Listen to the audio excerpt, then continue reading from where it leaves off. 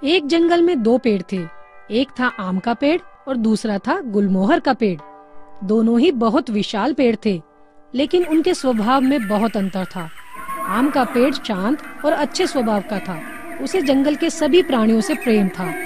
बहुत से पक्षी उसकी टहनियों के साथ खेलते, उसके ऊपर घोंसला बनाते, उसके फलों को खाते और पेड़ को मीठे मीठे गाने सुनाते। आम भी उन सबके साथ खुश रहता था। वो भी उनके साथ गुनगुनाता रहता था। वो जंगल से गुजरने वाले यात्रियों को अपनी छांव का आनंद उठाने देता। वो बहुत ही खुश मिजाज पेड़ था। दूसरी तरफ गुलमोहर का पेड़ बहुत ही रूखे स्वभाव का था। उसे अपने ऊपर बहुत घमंड था। उसे नाज था कि उस पर सुंदर सुंदर नारंगी रंग के फूल आते थे और वो फूल उसकी शोभा कई गुना बढ़ा देते थे। वो नहीं चाहता था कि कोई भी उसके सुंदर फूलों को खराब करे, इसलिए वो किसी भी पक्षी को या कीड़ों को अपने ऊपर बैठने नहीं देता था। जैसे ही कोई पक्षी उसके पास आता, वो उन्हें अपनी टहनियाँ हिलाकर भगा देता। वो ना तो किसी पक्षी को घोंसला बनाने देता था और ना ही किसी तितली को अपने फूलों का रस चखने देता था। वो अपनी छांव में भी किसी इंसान या जानवर को बैठने नहीं देता था। उसे हमेशा अपने रूप की ही चिंता रहती थी। अजी क्या गुलमोहर जी, तुम किसी भी पक्षी को अपने ऊपर बैठने क्यों नहीं देते जी? तुम्हें उन्हें पनाह देनी चाहिए। उनका गाना बहुत मधुर होता, तुम्हें जरूर उनका गाना पसंद आएगा। बिल्कुल नहीं, ये सारे पक्षी मेरे इतने सुंदर फूलों को गिरा देते हैं। उन्हें मेरी सुंदरता की जरा भी कदर नहीं है। और ये तितलियाँ, ये तो तुम्हारे फूलों को नहीं गिराती ना। तुम इन्हें क्यों नहीं आने देते अपने पास जी? ये तितलियाँ तो और भी बदमाश हैं। ये सब मेरी सुंदर नारंगी फूलों का रस चूसती हैं। मैं नहीं चाहता कि इनकी वजह से मेरे फूलों का रंग फीका हो। ये सब मिलकर मेरे बालों की बनावट भी बिगाड़ते हैं। तभी वहाँ से हवा हवाई गुजर रही थी। उसने गुलमोहर की बात सुनी तो हंसने लगी। गुलमोहर, तुम शायद भूल रहे हो कि तुम एक पेड़ हो। तुम्हारे पास बाल नहीं हैं। जो भी हो, वो मेरे पत्तों की बनावट बिगाड़ देते हैं। मुझे तुम दोनों से बात करने में कोई दिलचस्पी नहीं है। तुम्हें खुद पर इतना घमंड क्यों है? तुम बाकी सब पेड़ों की ही तरह तो हो। नहीं, क्या तुमने कभी मेरे फूलों को नहीं देखा है? क्या किसी और पेड़ के पास है इतने सुंदर फूल? जो भी मुझे देखता है, इंसान हो या जानवर, मेरी तारीफ किए बिना नहीं जाता। मैं बाकी सभी पेड़ों से कहीं ज्यादा खूबसूरत हूँ। अरे उन पक्षियों को आने दो गुलमोहर, वो सिर्फ घोंसला ही तो बनाना चाहते हैं। नहीं नहीं नहीं, घोंसला बनाने के बाद जब उनके बच्चे आएंगे तो उनके दिन भर की चूचू से मैं परेशान हो जाता हूँ। वो मेरा सारा रूप बिगाड़ देंगे, मेरे खूबसूरत फूलों को गंदा कर देंगे। मैं अपनी खूबसूरती खोना नहीं चाहता। आम, तुम तो सुंदर नहीं हो ना, और तुम्हारे फूल भी बस ठीक ही हैं। तुम बनाने दो ना उन्हें अपने ऊपर घोंसला। कैसी बातें करते हो गुलमोहर?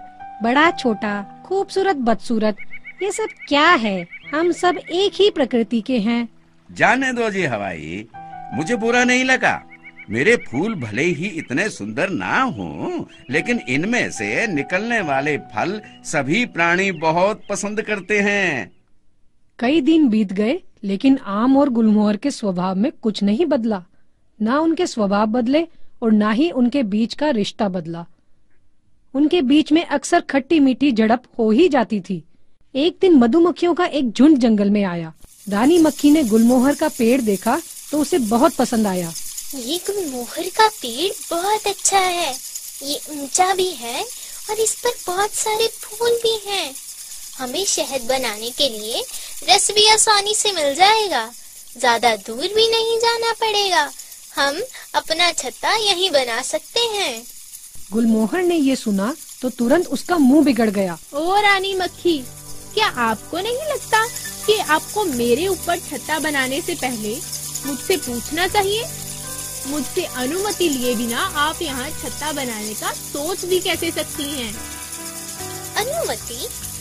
मैंने इससे पहले भी कई छत्ते बनाए हैं और आज से पहले किसी से भी कोई अनुमति नहीं ली। प्रकृति में हमें अपना काम करने के लिए किसी की भी अनुमति नहीं लेनी पड़ती। हम सब अपने अपने कामों से एक दूसरे की मदद करते हैं। मुझे तुम्हारी मदद की कोई जरूरत नहीं है और ना ही मुझे तुम्हारे ये चिपचिपाते शहद की जरूरत है। सारा दिन मेरे ऊपर भिन भिनाकर तुम मेरा दिमाग खाली कर दोगी। मेरे फूलों से रस चूसकर उन्हें नीरस और फीका बना दूंगी। तुम्हारे पंखों से मेरे कई फूल झड़ भी सकते हैं। नहीं नहीं, मैं ये सब बर्दाश्त नहीं कर सकता। तुम कोई और पेड़ ढूंढो और मुझे परेशान मत करना, मैं जरा व्यस्त हूँ। व्यस्त हो? तुम एक पेड़ हो जो अपनी जगह से हिल भी नहीं सकते। तुम भला किन कामों में व्यस्त हो? व्यस्त तो हम मधुमक्खियाँ होती हैं। इंसान भी मेहनत और काम करने के मामले में हमारा ही उदाहरण देते हैं। अंग्रेजी में उन्होंने हमारे ऊपर कहावत भी बनाई है, बिजी लाइक अ बी। कुछ समझ में आया? ओहो, मैंने कहा ना, मुझे तंग मत करो, जाओ यहाँ से। अरे ये क्या गुलमोहर जी, उन्हें छत्ता बनाने दो जी। मधुमक्खियों को हमारी जरूरत होती है जी, और हमें उनकी जी। वो हमारे फूलों के पराग को फैलाने में हमारी मदद करती हैं जी, जिससे हमारी वृद्धि होती है। इस तरह से प्रकृति में संतुलन बना रहता है जी।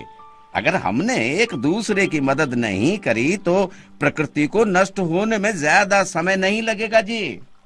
मैंने कहा ना, मुझे तुमसे बात करने में कोई दिलचस्पी नहीं है।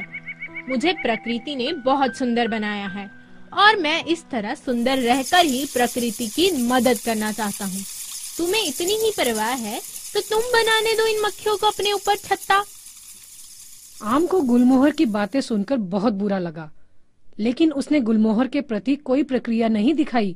उसने रानी मक्खी को अपने पास बुलाया और अपनी टहनी पे छत्ता बनाने को कहा। मधुमक्खियों ने आम के पेड़ पर छत्ता बनाना शुरू कर दिया। कुछ ही दिन में वहाँ बड़ा सा छत्ता बन गया। मधुमक्खियों को काम करता देख आम के पेड़ को बहुत मजा आया।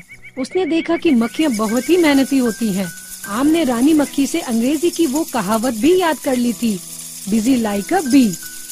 आम के पेड़ पर अब मक्खियाँ और पक्षी मिलकर रहते थे और आम को कुछ भी कष्ट नहीं हुआ। उधर गुलमोहर का पेड़ अब भी किसी भी पक्षी के आ जाने से तुरंत चिढ़ जाता था। एक दिन जंगल में दो लकड़हारे आए। उन्हें अपना घर बनाने के लिए और चूल्हा जलाने के लिए लकड़ी की जरूरत थी। उतनी लकड़ी के लिए उन्हें एक पेड़ काटने की जरूरत थी। चलते चलते वो आम के पेड़ के पास आए। आम के पेड़ की लकड़ी बहुत मजबूत होती है। उन्होंने आम का पेड़ काटने का तय किया। तभी एक लकड़हारे ने पेड़ पर लगा छत्ता देखा। अरे अरे अरे वो देखा, अरे मक्खी का छत्ता, अरे कितना बड़ा है वो। अगर हमने इस पेड़ को जरा भी छेड़ा तो वो मक्खियाँ हमारा बुरा हाल कर देंगी। ओह, अरे अच्छा हुआ पहले ही देख लिया, नहीं तो हमारा मुंह सूज के कुप्पा बन गया होता। आम के पेड़ ने चैन की सांस ली। उन्हें पास ही गुलमोहर का पेड़ दिखा। अरे सुन, अरे गुलमोहर का पेड़ काट ले क्या, लेकिन भाई इसकी लकड़ी ज्यादा मजबूत ना हुआ। बात तो तुम्हारी सही है, लेकिन हमें चूल्हा जलाने के लिए भी तो लकड़ी की चाहिए होगी। गुलमोहर के पेड़ की लकड़ी घर बनाने में ना सही, हर दिन चूल्हा जलाने के काम तो आ जाएगी। घर के लिए पेड़ हम बाद में ढूंढ लेंगे। नहीं, तुम लोग मुझे नहीं काट सकते। मैं बहुत सुंदर हूँ, तुम्हें बस मेरी तारीफ करनी होगी। लेकिन पेड़ की आवाज इंसान नहीं सुन सकते। उन लकड़हारों ने गुलमोहर के पेड़ को काटना शुरू कर दिया। कुल्हाड़ी के हर प्रहार से गुलमोहर दर्द से कराह रहा था। गुलमोहर का दर्द आम से देखा नहीं गया।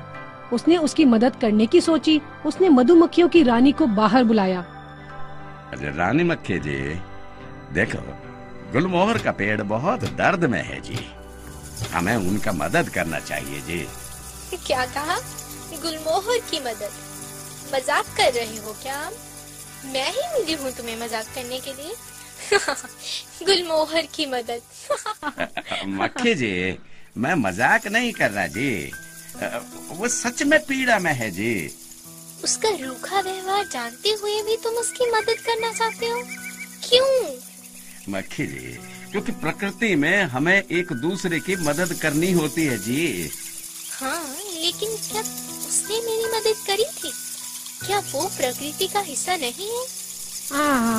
मैं रानी मक्खी की इस बात से सहमत हूँ। गुलमोहर बहुत अभिमानी है। उसने किसी के साथ भी अच्छा व्यवहार नहीं किया है। वो किसी को खुद को छूने भी नहीं देता है।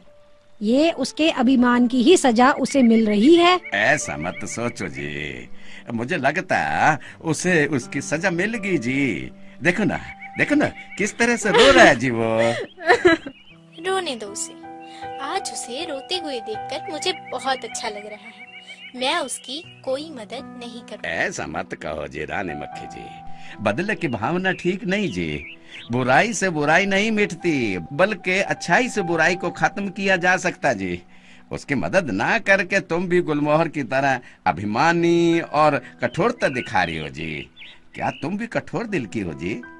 और ऐसा भी तो हो सकता जी कि हमारी मदद से गुलमोहर का स्वभाव भी बदल जाए जी। हवाई और रानी मक्खी को आम की ये बात सही लगी। वो बुरा नहीं बनना चाहते थे। रानी मक्खी ने तुरंत अपनी सेना को बुलाया और लकड़हारों पे हमला बोल दिया। सभी मक्खियों ने लकड़हारों को हर जगह से काट काट कर सच में उनके मुंह को सुजाकर गुप्पा बना दिया था। मार दिया। दोनों लकड़हारे वहाँ से भाग निकले।